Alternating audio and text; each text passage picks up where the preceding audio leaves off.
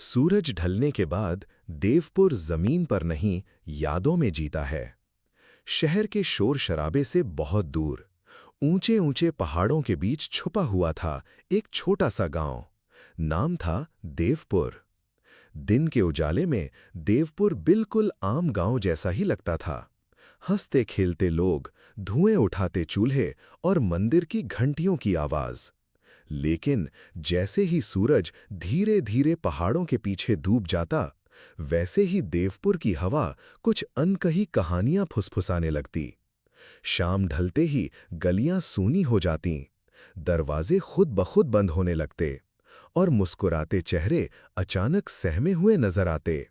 लोग कहते थे कि रात होते ही देवपुर बदल जाता है, जैसे कोई अदृश्य साया पूरे गांव पर अपनी नजर रखता हो। रोहित, शहर का एक लड़का, रात में अपनी मोटरसाइकिल पर घर लौट रहा था। बस अब 15 मिनट का ही रास्ता है, मुझे देखते ही सब खुश हो जाएंगे।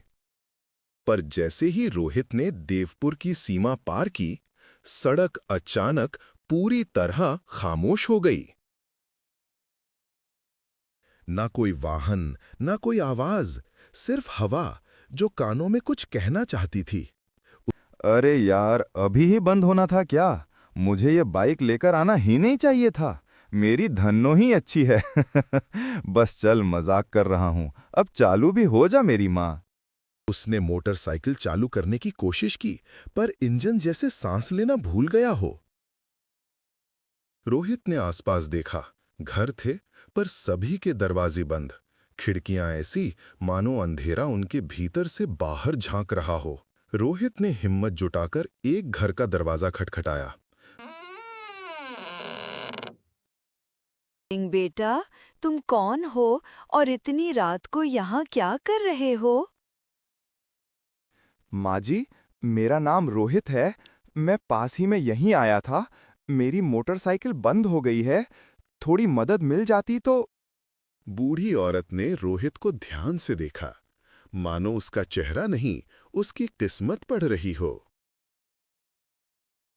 देवपुर में रात को कोई मेहमान नहीं टिकता बेटा।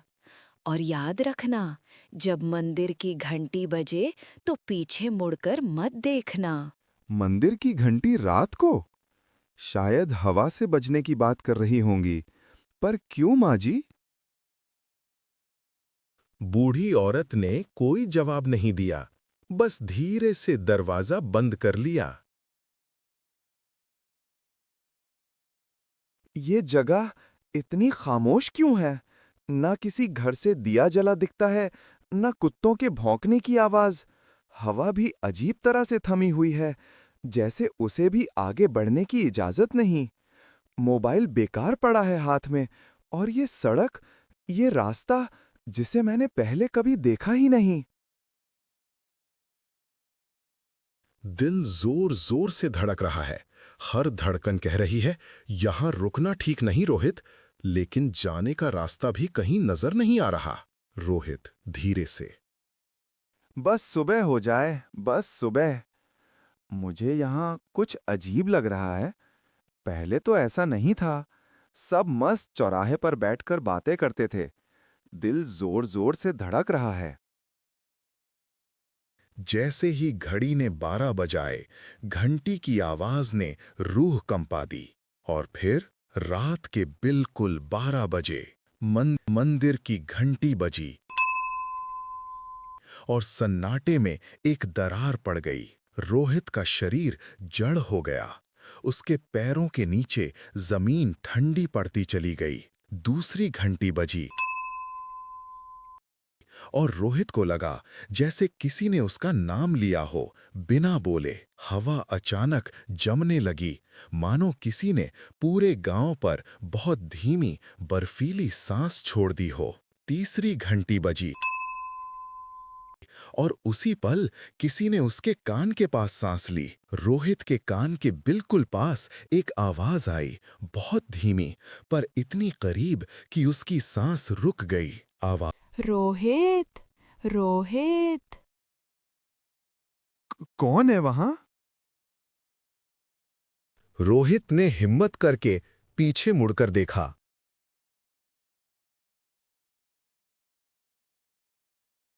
वहां कोई नहीं था, सिर्फ वही सुनसान रास्ता। ऐसा लगा जैसे जमीन खुद सांस ले रही हो।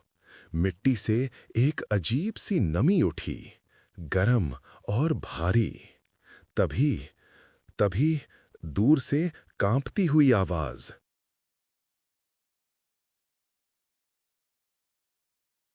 रोहित भैया। रोहित सन्न रह गया।